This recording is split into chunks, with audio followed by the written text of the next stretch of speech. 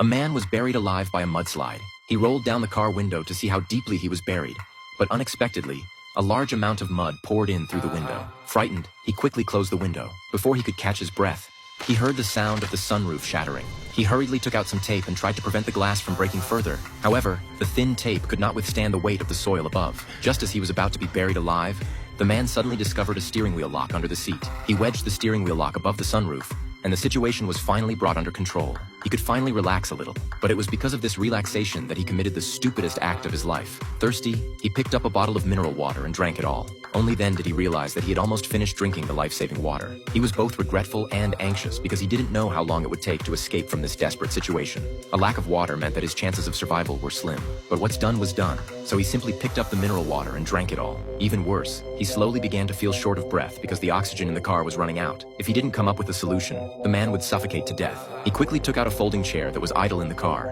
and then pulled out the hollow steel tube from the folding chair. Next, the man removed the cap from the mineral water bottle, and then drilled a small hole in the cap with a nail clipper.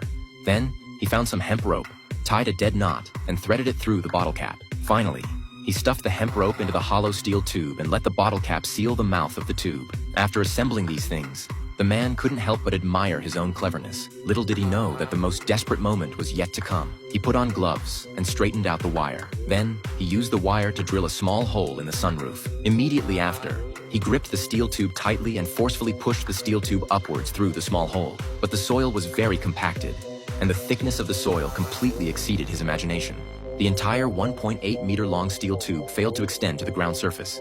The man began to panic. He hurriedly dismantled the second steel tube, stuffed the rope in using the same method, and then connected it to the first steel tube. Then, he forcefully pushed the steel tube upwards. But this time, he found that the steel tube seemed to be blocked by something. No matter how hard he tried, it was useless. The man cried in despair.